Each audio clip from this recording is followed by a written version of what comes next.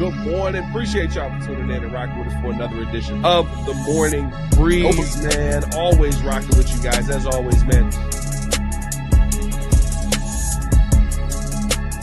Outside of me, I got my guy, Mr. Media himself, Jordan JC, in the building.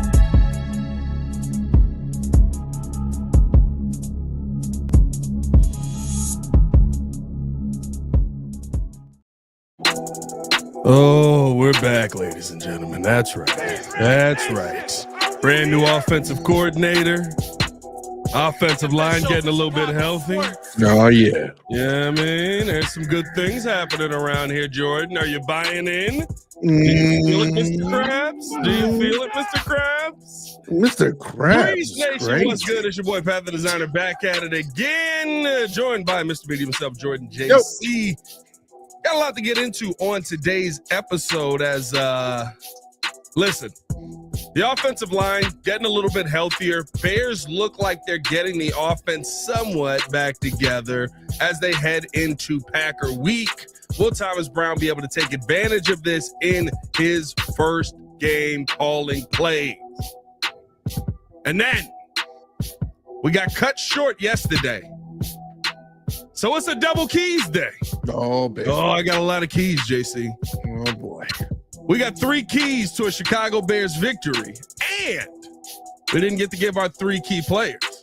So we got 3 key players to a Chicago Bears victory as well. We'll talk about all that and more on today's episode of The Morning Breeze. It's 11/14/2024. It's 6:36 in the goddamn morning. And Thomas Brown gave me a little hope. Oh. A little bit. Let's go. Let's go. Big vibes. Big vibes. Hey, that's right. Hey. He sounded like a head coach on the side. Hey. Oh. Sounded like a head coach on the side. Okay. Fire flutes. Fire flutes. Hey. Loose is loose. The loosey goosey. All right, let's get the heck about it. Sorry, about the loosey goosey. The loosey goosey. What's good, y'all? Boy, Pat the Designer, back at it again, joined by Jordan JC. Hit that like button, subscribe to the page, leave that 5-star review. Y'all know what to do. I need y'all to go ahead and come on. Push the button. Come on. Push the button. Come on, push the button. Yeah, come on, push your button. You heard what she said. Y'all heard what Sue Young said. Push the goddamn button, man. What's going on this morning, JC? How you feeling, my guy? Like you said, just a little bit optimistic, a little bit more positive. Maybe there's winds of change afoot. There's some winds afoot. There's some winds afoot. I'll say that for sure. No, I'll say this, man, and appreciate you guys for tuning in and showing love as always, man. I will say this about I guess how I feel about Thomas Brown starting off his career against the Packers and heading in to a what's a good way to say it, heading into a matchup that's probably not favorable for a head coach to be, or for an offensive coordinator to be starting in.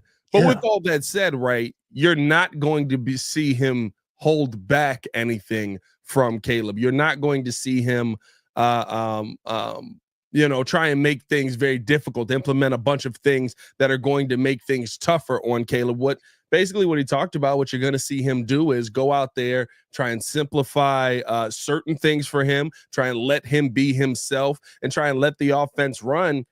Listen, maybe you get this, maybe you get a going from Paul Westhead to Pat Riley kind of situation. I don't know if that's the expectation, but just letting guys play free, letting guys kind of go out there and understand, okay, this is your world.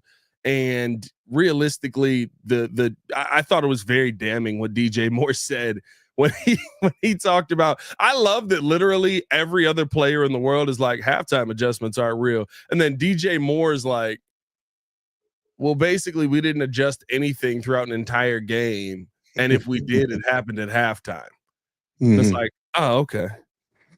I guess that is a little real. 9 weeks? How did he make it 9 weeks? That's the real question here. But, listen, I hope that he sounds very confident in himself. He sounds very confident in his ability. That's a great place to start. We'll see if he's able to actually pull it out, but it does help him, JC, that the offensive line, you at least in theory, we're only at Wednesday, but right now both are limited. You at least get both of your tackles back, which I think is listen, it wasn't a great place to start, but it's definitely not worse than what you had last week going into that game. Yeah, absolutely. No, I totally agree with you. You know, having Braxton Jones and Darnell Wright at least be limited, that gives you a little bit of hope that this line is getting back to being a little bit healthy. I heard that we also picked up a Ricky Stromberg, who I was kind of high on when you like a Stromberg, do you? Ricky Steamboat Stromberg. Yeah, wrong with that. You know, give him a shot. At least bring somebody in at the center position. I think he's actually a little bit more meatier than Coleman and Ryan Bates. So yes, we're he getting is. there. Yes, he is. There, you know? He is very injury prone though, which is why they got rid of him. That's the problem. That's the problem. So, you know, of course, Ryan Poles loves his injured linemen. So that just kind of same old tune, same old thing. But if I'm gonna get a lineman, he's gonna have a knee injury. He's not going to be available. it's like he'll start out on the injury list. But at the same time, no, yeah, you love to see the line getting a little bit more healthy, or at least we hope, coming up to this Sunday. But overall, yes, I have a little bit more positivity, a little bit more confidence, and I do mean just a little. You know, but the things that you can come away with Thomas Brown is that at the very least, he definitely exudes confidence. He exudes leadership. I even said it to you guys in our personal chat. I think he kind of, and I'm not, you know, saying that he has the resume. Everybody calm down when I make this comparison, but he comes off and sounds like a young Mike Tomlin. That's what I. You know what throws me off about that? You know, the only thing that throws me off about that is what? It's only because he looks a little bit like Mike Tomlin. He can't fool me. When I see his face, I do go, he look a little Tomlin-ish. I did not get Tomlin out of that at all. You stop yourself, Jason. Come on. One can dream. I'm just saying. Yeah, but I love the leadership. Did you just do all black people look alike in football? Is that what we just got right there? Chris Tucky, y'all all look alike. Oh my goodness! I'm just saying, you know, one can dream. I would love to have a young up and coming Mike Tomlin, you know, by default. But hey, my thing is at least he does come off a little bit more sure of himself. The players are saying the right things and, you know, backing him and saying that, yeah, he's a guy who's definitely going to give attention to the details. He loves the game, and he's going to make sure that he gets us prepared. He talked about in particular making sure that those practices are as humanly hard as possible, you know, so that the game can be easier on Sunday. I do love that. And so, yeah, sure. I'm looking forward to at least us putting forth better effort. The team's morale probably will be, you know, boosted because some people clearly wanted Shane Waldron gone, even though everybody's acting like they didn't say that or they didn't say this. You know, it's good that they moved the needle a little bit. I will say now, this was a conversation that kind of happened after everything, after all of the press conferences and stuff is done. As I'm walking back towards the locker room, but you can like hear the players mumbling about, all right, bro, like who out here saying that you know we were the ones that got this mug fired? Like, did nobody go out there and try and get him fired, bro? You know what I mean, like I think that a lot of times the media will take what a frustration is or somebody coming to you frustrated with something and say, oh, they hate this guy. And I don't know if it's they hate this guy, but listen, if I come with you with enough complaints, I am going to have to look at the greater whole and say there could be a problem here. So it was just funny, like hearing how the players felt about it. Like everybody's like, who, like even with the Caleb Williams thing, right? Like Cole Kmet talked about it yesterday. It was like, nobody wants Caleb not to start. Like, I don't know who said that. I don't know. Like if we're talking about veteran players, like nobody on the offense doesn't want Caleb to start. And so I feel like, you know, not to say that the report from Sylvie wasn't true, but who are the players? Yeah. You know what I mean? If we can't confidently attach names to any of these guys, if we can't confidently talk about who these guys are, I mean, it could be a bunch of dudes that's just a little bit disgruntled. Yeah. I think it was you that even mentioned, like, even if it was a Mercedes Lewis, maybe he mentioned it in a sense of, hey, we don't want to get this guy killed. Maybe you kind of take a look at Bajan just for the simple fact that, see what it looks like. It wasn't necessarily like taking a shot at Caleb or saying, hey, screw this guy, get this guy out of our way. He's the reason why we're losing. We want Tyson. So I don't know. All of that's going to get worked out. We're going to soon find out. I love Nova's comment earlier. He had mentioned it's almost like putting a guy in a dirty inning. I feel like that's Thomas Brown's situation right now. Too. I was doing that yesterday. Why is it Thomas Brown? Like Thomas Brown. Yeah, I keep Thomas Brown. Thomas Brown. It's Tomas like Brown, you're putting Tomas Brown. You're putting him in a situation where he's already got guys on second and third, one out. The third guy in the lineup, the big cleanup hitter is coming up to bat, and so the situation is a little muddy. But if he gets out of it, you're celebrating, a win, and so that's just kind of where we're at. We're going up against our division rivals, the Green Bay Packers, which we haven't really had their number in a long time. But, if you do come out with a win, that would be a huge boost because, my goodness, we're trying to save the season in some kind of way. Yeah. I see y'all in the comments. Yeah, Sylvie and Black definitely were two people ready to die on that hill. And it was probably DJ Moore. Like, I know, right? That's the easy pick. And what's funny though is getting a chance to meet these guys. Like, I can pretty confidently go, it probably was not DJ Moore. But like, I have a relationship with it, not even a relationship. I shouldn't say that because it's not like I'm buddy with all these mugs. Like, just knowing DJ's personality, DJ's not going to put a quarterback struggling on the quarterback. DJ's gonna be like, I like, just give me the ball or get the ball near me and I'll play better. Yeah. You know what I mean? Like, so I fully don't think that DJ Moore was one of the guys that went in there to talk to Coach Flus, but I do think he was one of the guys that expressed frustration. Oh yeah. I definitely think he was one of the guys that were like, what are we running out here, dog? I'm just out here running. Like, I the one thing that I will say, and I love that Thomas Brown said this yesterday, and you brought it up. He talked about practicing harder, practicing with the right intensity, practicing with the right attitude, practicing with the right effort. Basically saying that they weren't doing that before, although he wouldn't go on record and say that you don't talk about practicing with the right stuff if you're already doing it. Mm-hmm. How many times have we talked about practice and preparation just because the players are talking about, I don't think that we're preparing well? Like, that's been the topic of conversation this entire season. So if you bring up the intensity on that, if you're holding guys accountable, and listen, I asked him about it. He wouldn't comment on it, but I did ask him about it yesterday. Is that one of the reasons why Nate Davis is not here? And was he one of the leading voices in that? When you bring up attitude and when you bring up effort, are those two things that we immediately questioned with Nate Davis? Yeah. I mean, the second he got here, pretty much. That to me is a damning statement immediately. You don't want to show attitude. You don't want to show the effort. You don't want to put in the work. We don't need you in the building. We are willing to sit here and deal with the little bit that we have left on this contract to get you the heck up out of here. Thank you for playing the work version of our game. You have fun sitting at home. Yeah. Yeah. And that's the problem. I mean, Nate Davis was just a small example, or I shouldn't even say a big example of some of the issues, some of the things that have been a problem since the season started. And I shout out to TM in the chat because this is exactly the direction I was going when you're talking about Keenan Allen's really, really bold comment about the fact that, hey, Shane Waldron was too much of a nice guy.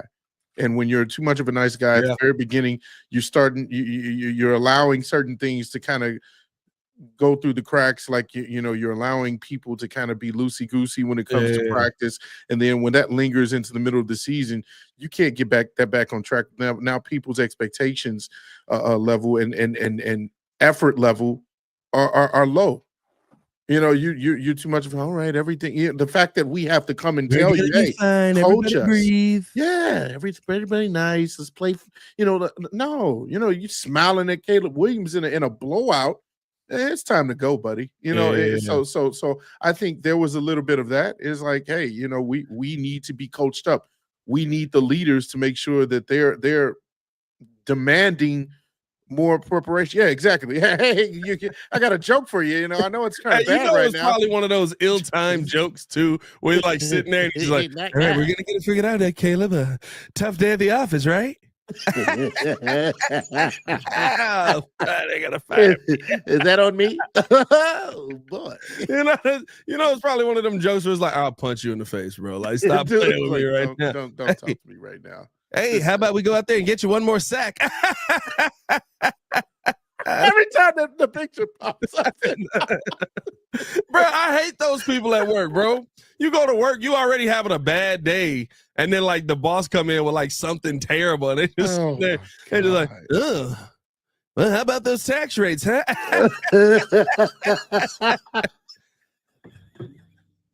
Shut your stupid dog. Like if you don't get your goofy. No, you realize I will punch you dead in the face, sir. Why are you smiling? Oh my God, dog. Like, that mess gets on my nerves, dog. When I saw that laugh, I'm so glad they fired him after that game because I don't know if I could have dealt with that no more, bro. How about we go out there and try and get 20 yards? Oh, this is bad. Oh God! Like what's funny is it's like it's made to be magnified, but it probably wasn't even nothing like KD, that. Right? KD said. KD. Oh, hold on, not that one. That was me. That was me. I watching it. That was Caleb actually. Hey, KD said, living the dream. Am I right? Oh God, they're gonna fire me.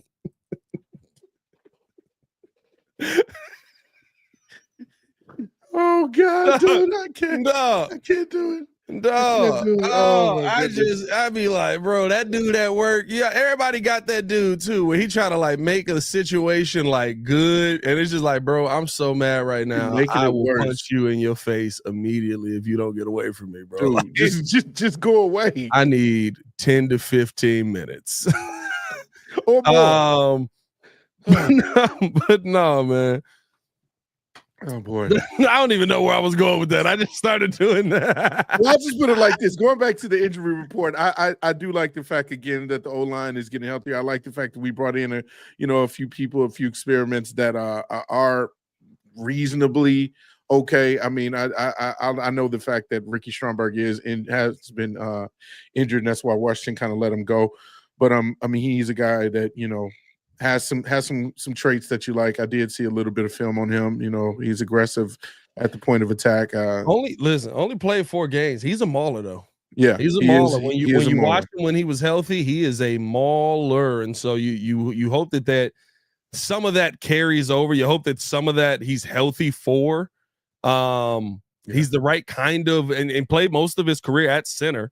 So maybe you get an advantage there. Yeah. But I don't know, bro. Like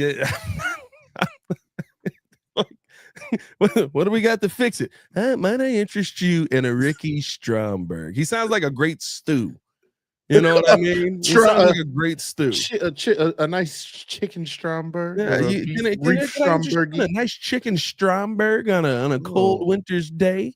Actually, doesn't sound bad. Marky Mark said, can he play left tackle, defensive end, and offensive coordinator? Oh, all at once. Offensive coordinator. He's got the knees for at least. Paul, I think Paul brings up a good point here, though. But isn't that on Flus for allowing loose practices? Here's what I'll say to that. This is a good point. Here's what I'll say to that. By the way, just in case you were wondering. Oh, what do we got?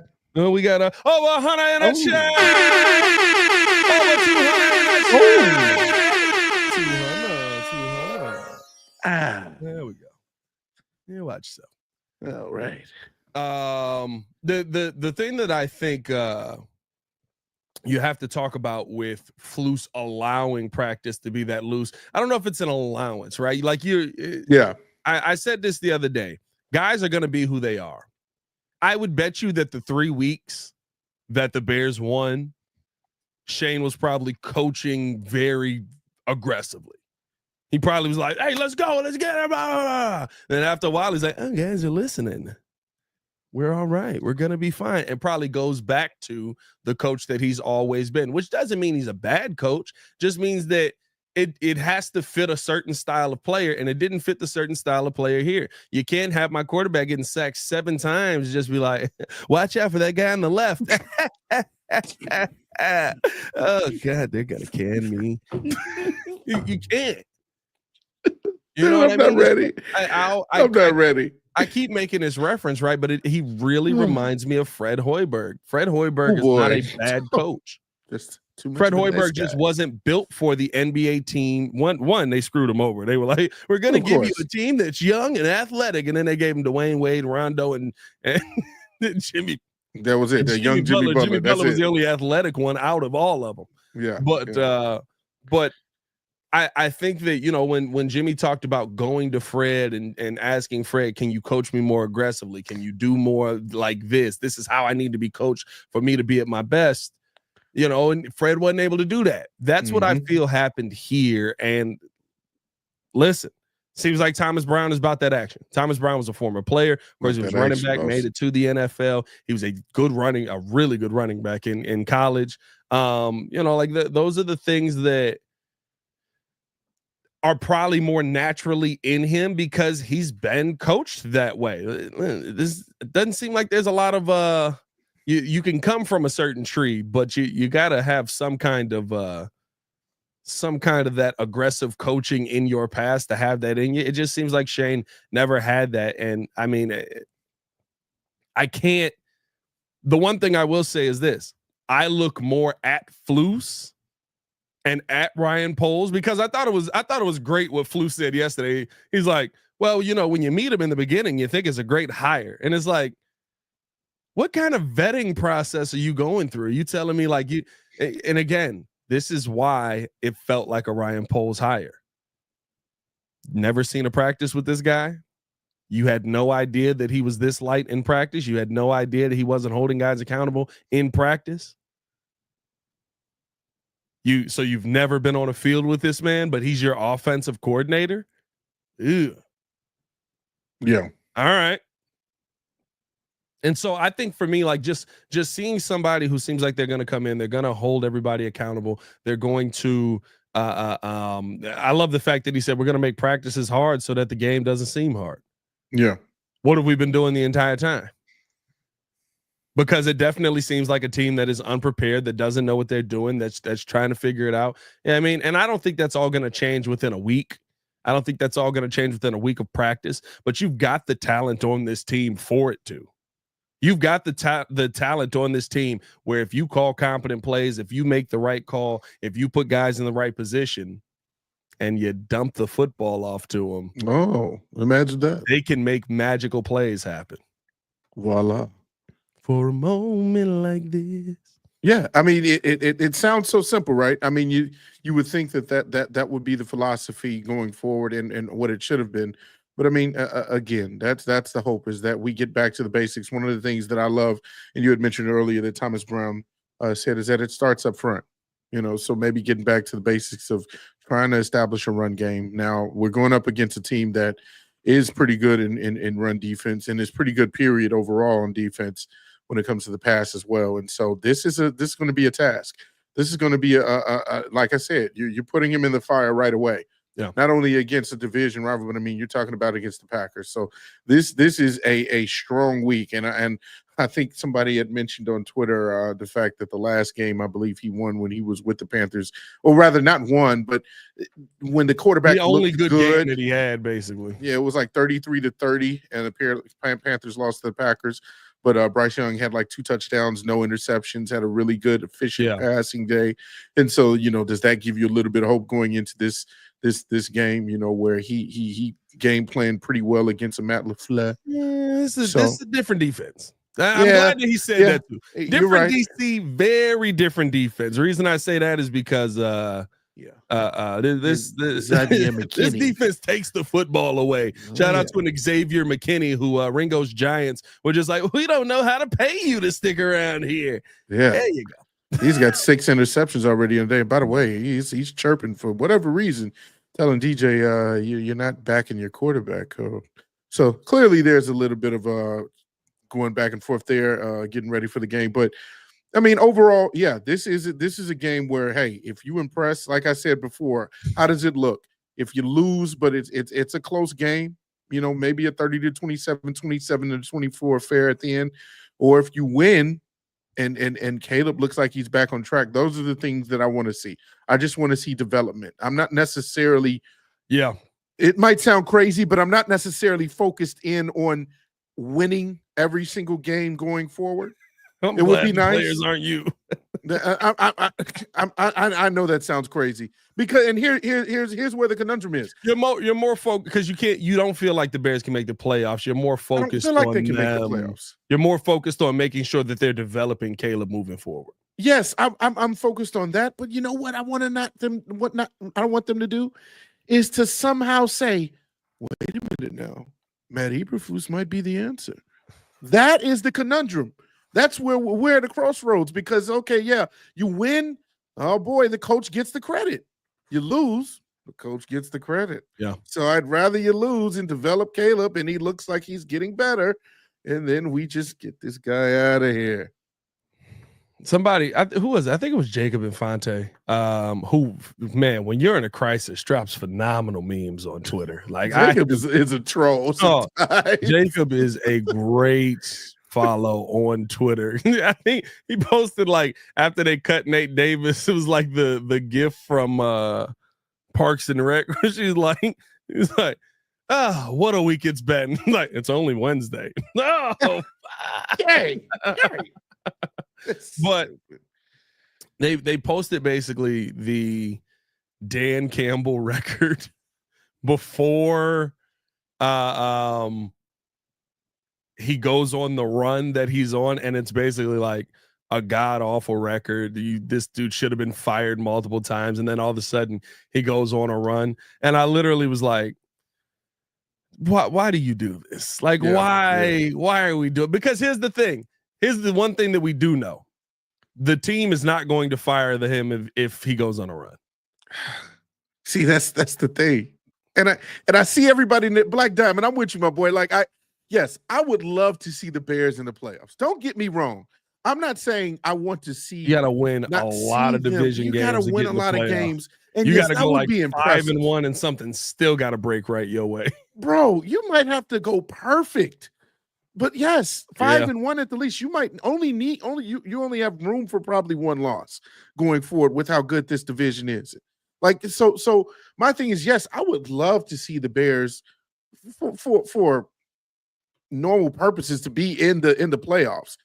But then that doesn't move the needle when it comes to better coaching and what you've already seen as far as the track record with Matt Eberflus. Can a coach get better? Can a coach technically improve and evolve? Sure. But I mean, I'm sorry. I feel like I've seen the evolving of Matt Eberflus already. I've seen him already kind of be who he is. Yeah. And when you are who you are and you've already had an extensive track record of losing historically and not having the voice of or rather having the ear of the locker room and saying certain things like, oh yeah, look at the score, we got each other. Like all this lame coach speak. Like I said, if it walks like a loser and talks like a loser, it's a loser. If it walks like a flus, talks like a flus, it's going to cost you a game. It's pretty flusy. It's a little flusy. I do agree with that, though. I think that is the concerning part for me, especially moving forward, right, is that not to say concerning, right? I want the Bears to win. I'm not going to lie. If I want the magical run. I want even if it's you're stuck with Matt Eberflus. Yeah, but by the end of the season, if this mug wins 7 straight, we're probably not singing the same tune. But I will say all that to say you do expect going into every season Matt Eberflus to cost you a couple games. I really do. Like where I'm at right now, I expect Matt Eberflus to cost me at least 2 to 3 games a year. That should never be. That should never be the case. I should never be talking about that. But I have to play the law of averages. Even going back to his first year. Now they weren't as egregious because you didn't have the talent, so you kind of knew that they were going to lose a lot of games that way. They pretty much destroyed the team of talent. And we always go, well, 3-win record. It is what it is. We were trying to lose that game. And we were. I do agree with that. But there are a lot of games that definitely could have been won if Flus makes a couple of different decisions. Because I thought about that. I was like, okay, let me go back. Like the Steelers game. It comes down to, I think that was remember the Justin Fields Steelers game, they call a terrible penalty on, I don't even remember the guy's name. Talking about Marsh? Was it Marsh? I think it was Marsh. Was that the one where he bumped into the ref? Bumped into the referee, right? Yeah, that was Marsh. Terrible penalty on that. But on the offensive drive before, you were in a good situation to actually score, and you didn't because of similar things that we've seen. Right? Like I think things like that, where yes, in a 3-win season, you were trying to lose. You were glad you won 3 games. You were going for the number 1 overall pick. But it still came down to Marsh bumping a ref and it goes the other way and everything is blah, blah, blah, blah. Like that's tough. You know what I mean? Like losses like that. Yeah, that was a bad one. I think that's the part where even in the 3-win season, even last year, right? 7-win season could have been 10. Those are the things that you kind of start to see pile up. Was that a Nagy loss? So I'm thinking about a different game then. No, because we did play the Steelers his first year. I don't know. Either way, my point is that those losses still exist even in the 3-win season. Those losses exist last season. Those losses exist this season. And they're continuing to happen. Why would I not expect them to happen next season?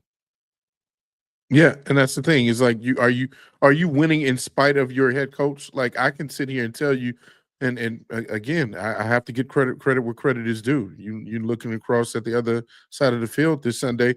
You're seeing a coach who is a master at calling an offense, and I mean, when certain players are not playing, he still knows how to manage a game perfectly. Yeah, he's not going to lose because he's not going to lose you a game. Yeah, yeah, he's not going to lose you the game. Yeah.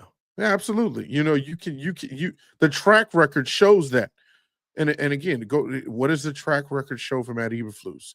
That he historically has lost games where he has been put in a position to win them easily. That is not good. That is deadening to me. And I feel like, okay, if you're going to put some sort of confidence in saying, okay, well, if we win these games, I'm not confident that they're going to make the right decision and let them go still. That's the worst part. So if we somehow get to 8 and 9 at the end of this season, or even better, that's going to scare me. So it's like danged if you do, danged if you don't win. But what if he goes on the magical run, JC? What if he goes on? I told you how I feel. What if he goes on? What we got left? We got 8 games left in the season. 9 games left in the season. We got 8. We got 8 games left in the season. They got to be. What if he goes 8-0, JC?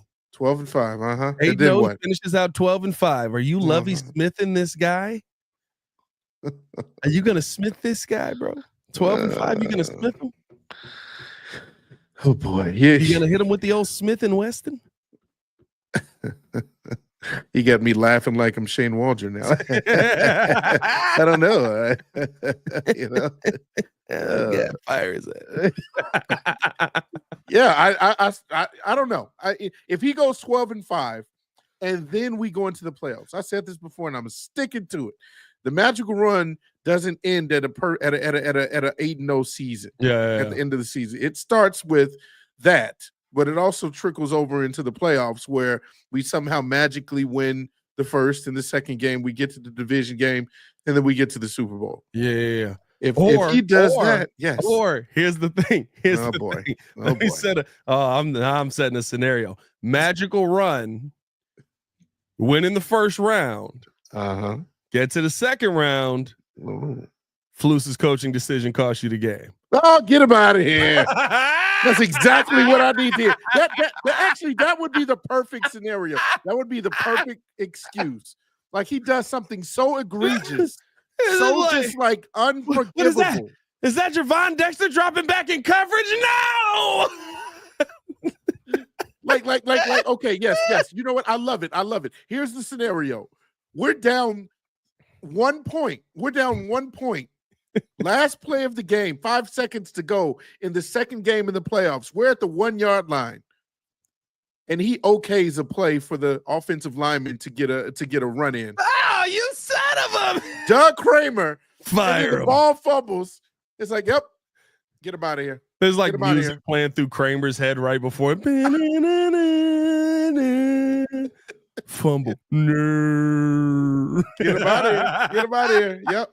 I would love that. Yeah. Oh, dog. Shout out to Paul with the super chat. He said, if the offense does well, then Flus is staying because the defense hasn't been the problem.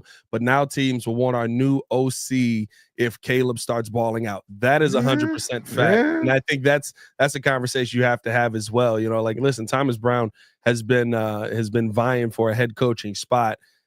Now listen, this is all pie in the sky. It all ends when we get our heads kicked in by the Packers this weekend, right? Like, what if this Sunday all this is 0-1 on the first game of it? Yeah, I mean, right. But you know, like if you're,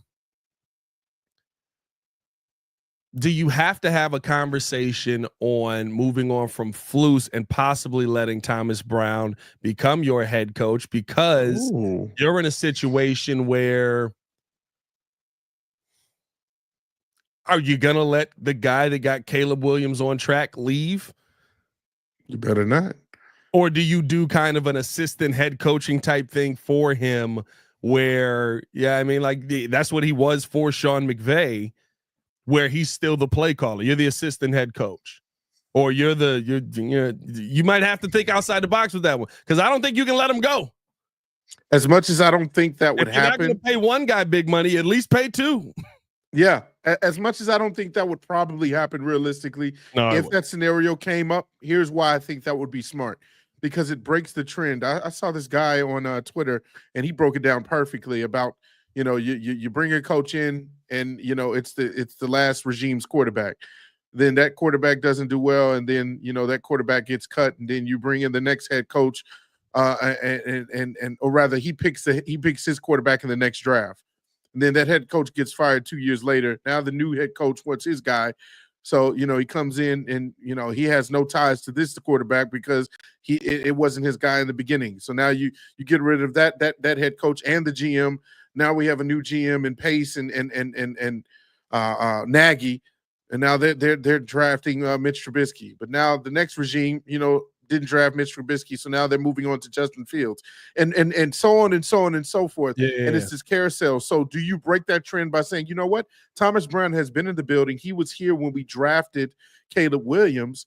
Allow him, just let hypothetically, like you said, pie in the sky. If we move on from Matt Eberflus, give him the reins as a head coach because I mean he does exude a certain level of leadership that I do like. At least that's how he comes off. Maybe he can be over the entire team. And then you allow him to pick his OC and his other people. Maybe he continues to keep Eric Washington in the building, a certain sense of consistency on that end of the ball.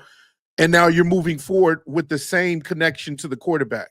Yeah, that you know. So maybe you break the trend that way. I don't see it, but I mean that could be a possibility. Yeah, we'll see. We'll see what happens. Appreciate you guys tuning in, showing love. Hit that like button, subscribe to the page, leave a 5-star review. Y'all know what to do. Now we got to talk about our keys. Our keys to the game. We got a lot of keys today. A lot of keys. We got to run through them because we were having some great conversation there. Shout out Samurai J, by the way. I said, hey, guys, I have a key. We have Ryan and Matt in the wrong spots on our third Ryan and Matt duo. Let's do Matt at GM and Ryan at head coach. F it. Let's go full Matt Ryan and get Matt Ryan as the QB coach. Matt and I like that. That was okay. I see what you did there. Here's the wild part. You could go get Matt Ryan as the QB coach. Because Matt Ryan was Ryan Pohl's quarterback. Yes, he was. At BC. Yes, he was. So you could have Matt and Ryan with a Matt Ryan in the building facilitating the Ryan Matt madness. Oh, boy. And then we could have a Matt on the floor that says Ryan on it. Oh, I see what you did there. I see what you did there. Ryan on the floor just to say Matt. All right, I see what you're putting down. I like that. We go all in, man. We go all in. Shout out to Giovanni says, hey, y'all, want to let you guys know to keep doing what you're doing here. You guys every morning. It helps with these tough Bears losses. Well, I'm glad that our misery can help your misery there. Yeah, appreciate that, my guy. Yeah. Let's get into our keys, JC. Go. What? Let's do it. We got keys to a Chicago Bears victory. Not a key. It's not going to be good. Key number one. What do you got? How many times have I said this season? Do simple better. Yeah. That is key number one. That is the biggest key ever. Do simple better, especially with a new offensive coordinator. Run the football. Run the football well. Helps your quarterback. It's a novel concept. Try it. I swear it does work. Dump offs to DeAndre Swift. We literally won 3 games by getting him involved that way. Short passes to DJ Moore, quick passes to DJ Moore, quick passes to Keenan Allen, quick passes to Roma Dunze. You put the ball in your playmakers' hands, and good things happen. I feel like a broken record at this point saying this all season, and the Bears just love to make simple difficult. Do simple better. That's my first key. I think if you keep it simple in this game, especially offensively, Jordan Love's going to give you at least one football that should be a turnover. I don't know if it will be a turnover, but that should be a turnover. And I think that you can at least keep this game competitive for a while, keep it a close game, and hopefully find a way to get a victory at the end of it. Yeah, I'm with you on that. And I completely agree. Do simple better. I mean, my goodness, get you guys involved that need to be involved 100%. My first key to a Bears victory, it kind of piggybacks off what you said in the latter part, is make sure that you're taking advantage of the turnovers that the Green Bay Packers can give you or could give you. Jordan Love, he's a guy who definitely will, keep his team in the game, but he also has abilities to turn the ball over. And so when those interceptions happen and you're flipping the field, or maybe even the defense maybe even scores off one, we get a pick six, that would be nice.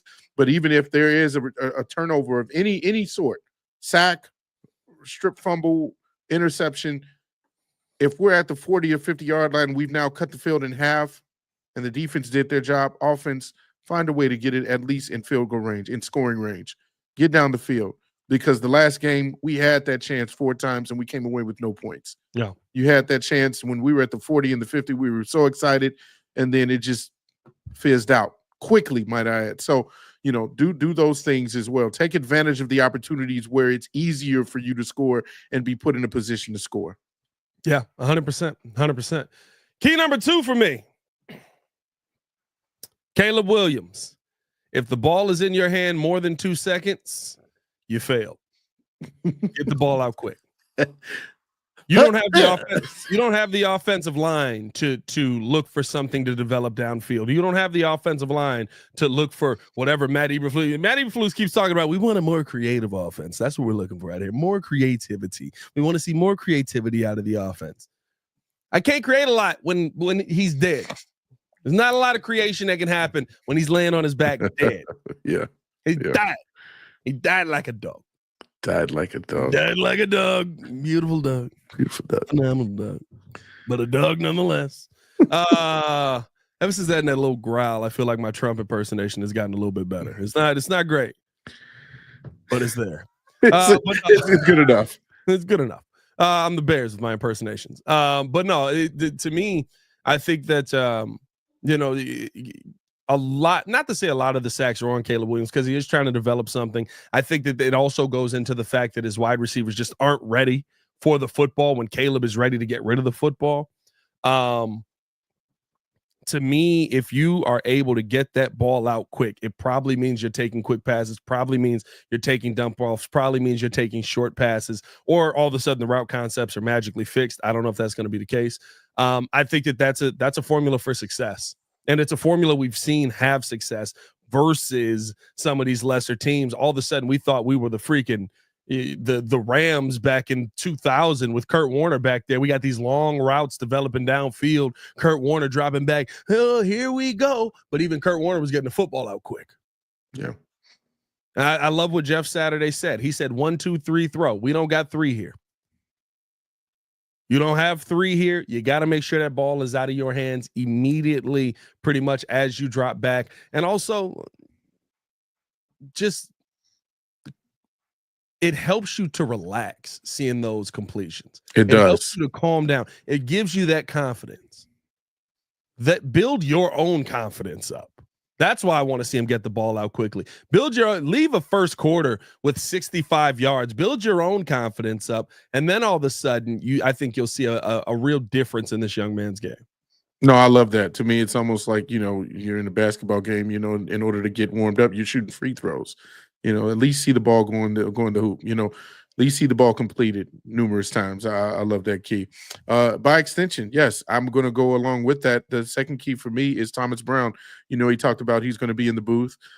Again, simplify the call outs where, you're not waiting for longer routes to develop. That was what I was going to get into. Is he mentioned talking to Caleb and making sure that they do simple better, and that your main objective is to get this guy confident again, that he doesn't look like he's jarred mentally, that he doesn't look like he's inaccurate on simple passes anymore, and that he's just allowing the game to come to him easily. And that's what you want to see. And so it's your job as the new OC to kind of see that vantage point. Maybe I don't know what the difference is from being on the field versus being up in the booth. I know you can kind of see down, and maybe there's an advantage to that. Maybe there's not. I don't know. But, he says he's going to be up top and kind of overlook what's going on. And so perhaps that plays into a better game plan, but allow the calls.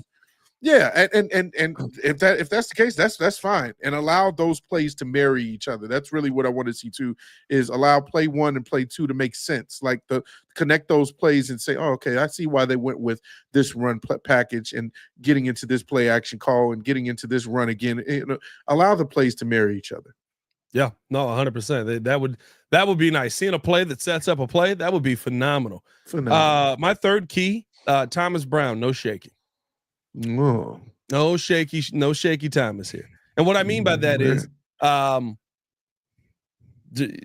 listen, football, you understand the game, you understand what it's like to play in the game, you understand that the run sets up the pass. Call a game plan that you're confident in. Clearly, Shaky Shane wasn't confident in the old game plan when you're sitting there with the tome. T formation, please. T. Bear. Whoa, dang it! I'm out of plays. That's all I got. I said that on the radio the other day, and freaking Shay said they give him the tome, and he opens it up, and it's just the lyrics to "Bear Down, Chicago Bears." They're just like, do that, just do that. No, but just call the game confidently. Call the game the way that you spoke at the podium, because I do think that permeates down to the players. If you're confident, then you're going to see your quarterback be more confident. You're going to see your offense more confident because they believe that you believe that this game is going to be is going to go a different way than what the last 3 weeks have gone.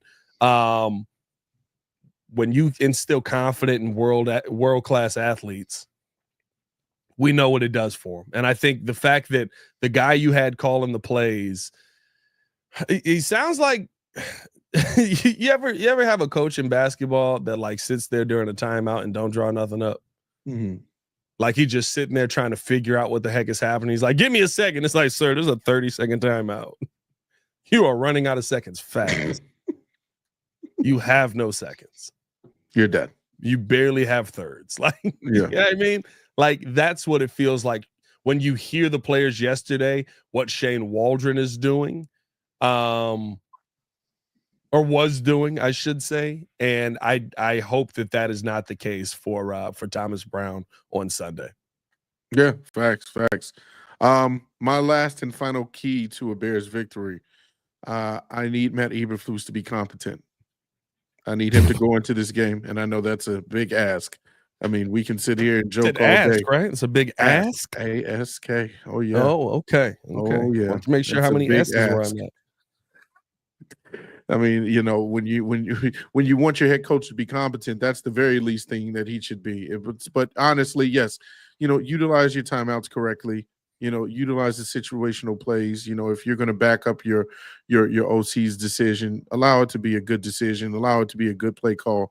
But if it's not, hey, have the courage to say, you know what, no, we're going to go a different route. That's what I want to see. I want to see a coach that is clearly, man. I want to say evolved. I want to say evolved, but my goodness, I don't know if he'll evolve. But at least for this game, I want to see him competent enough so that we can be in a situation where we might be in it at the end of the game. You know what I love about this though? What I love about this week, and we could stop it with the 3 keys. We don't got to do the 3 key players. 3 key players: Caleb Williams. That's a good one. I'll take it. Yeah. Dylan. Spit hot fire. What I love that I heard from Caleb yesterday, and we didn't really get a chance to talk about this, so I wanna actually get into it. The mindset is there. The mindset is set. The one thing that Justin Fields never did under Matt Eberflus that irritated my soul was he never talked about the Packers week like it wasn't just another week. And every single time they went into Packers week, they treated it like it was just another week. Mm-hmm. Caleb Williams is not treating this week like it's just another week. I actually think Matt Eberflus is finally not treating this week because I think he knows I lose to these Packers again, boy, and I am probably not going to be here at the end of this season. We lost again, right? Kind of going to get rid of me. How about those Packers? Jesus. But Caleb Williams came out and he was like, listen, it's not just another week. It's Packers week. You know what that means for Bears fans. You know that it's heightened. Like just having I literally was sitting there. Like I had another question for Caleb. I didn't even want to ask it at that point. So I was just like, yes, it is Packers week. It is good thing. You're right. Because they will get rid of all of y'all if y'all lose to this team. You loved what he was saying. So because it's just like, bro, like we haven't had that in so long. Yeah. The mindset in this building, going all the way back to Nagy, is going. I mean, going back to John Fox kind of treated it. I don't remember how John Fox treated Packers week actually. But going all the way back to Nagy, at least the mindset of this team was, you know, it's a week. We're gonna go out there and play. We're gonna try and win. We're gonna do our best. Mm-hmm. And that's not the mindset that you need to have going into this game, because the team that keeps kicking the crap out of us literally goes, "No, this ain't just another week. Mm-hmm. No, this is real. We want to bury you. We want to make sure that we have a chance. The Packers have a chance to do something that's never been done in this rivalry this week. What do we got? No one has ever won more than 10 games in a row in this rivalry. The Packers win their 11th game in a row. Stop the bleeding. Have some pride. And you know what? It's one of those things for me that just having a quarterback who's literally like, it's not just another week. Yeah. It makes me feel like, okay, at least the mindset is right. Doesn't make me feel like the Bears are going to win. Yeah. And we'll talk about that tonight on the Daily Show as we finally were able to get back in contact with Joel. Jesus Christ. Yeah, I know, right? Super producers all this over guy, he's been without a phone for like the fact that he was like, who chooses the ship me a phone option? Who does that? Like, I'm not gonna lie. I was sitting there, I was like, I haven't been able to talk to this mother for 4 days basically since he got back. And I was trying to tell him, like, we're not going to do a show last night. I was like, we're not going to do a show. I was trying to, like, call him and all this. I was like, bro, this man literally was like, just ship the phone to me. I don't need a phone for the next 4 days. What the? Listen here, old man. How many times do we have to teach you this lesson, old man? But no, it's good to hear a quarterback, a leader of this team speak that way. And I thought it was, I thought that it was something small, but something that meant a lot to Bears fans that were watching. Yeah, it gives you a little bit of confidence going forward that at the very least, okay, this is someone who, like you said, has experience in the game, former running back, so at the very least, he knows what it looks like to the level of intensity that's needed, the level of passion, the level of being direct with other grown men. Like it's there. It's there. You see him display that type of attitude. You love him even saying, hey, I'm a direct guy. That's who I am. I'm going to tell it like it is and be honest and, leave it all out there, for you to digest. So it is what it is. I would have loved to be a fly on the wall in that morning meeting, bro. When he walks in, he's probably just like, all right, guys, look, Shane's gone. Y'all suck. I would love that. I love it. Fly on the wall. Yeah, keep it real with you guys.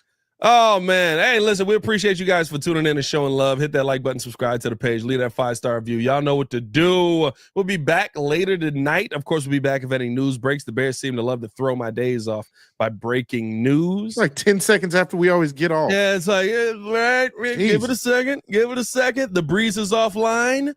We just fired Matt Eberflus. Oh, God. Brown is now the head coach and the OC? Jesus. Midweek. Like, nah, the process pissed me off. I ain't going to lie to you. The process last night, when he flew said that, he's like, yeah, I went through my process Monday night. I figured it out on Tuesday, and I told Shane the news. Yeah. Well, all right. So you have a game on Sunday, and you have a different play caller? What are we doing, dog? By the way, over 300. Oh, by the way, Pat, just for by extension, do want to mention this. The Chicago Bulls actually won a game last night. And nobody saw it. That's that. Hey, it's a good thing nobody saw it because Chicago Bulls almost lost the game last night. Yeah, they were up 22. You know what I said though? You know what I've said about that is 20-point leads in the NBA don't matter to me anymore. Like blowing a 20-point lead is like, you just blew a 20-point lead. That's like being up 5. It's like it's too many shots, 3-point shots taken. Yeah, I mean, like it's 20-point lead now in the league is like what a 10-point lead used to. Yeah.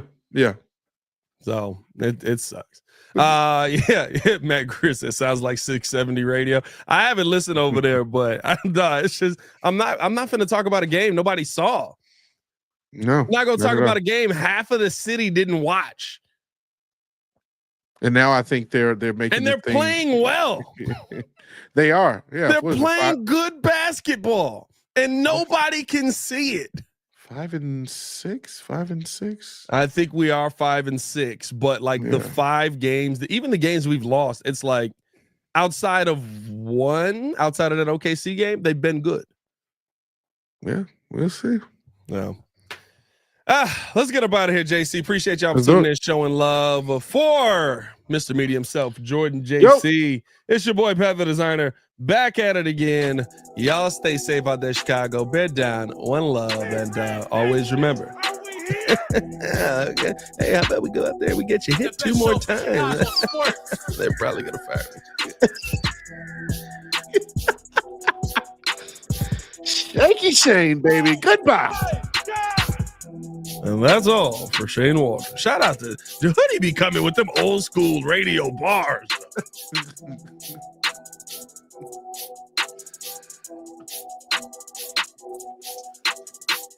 this. Watch this.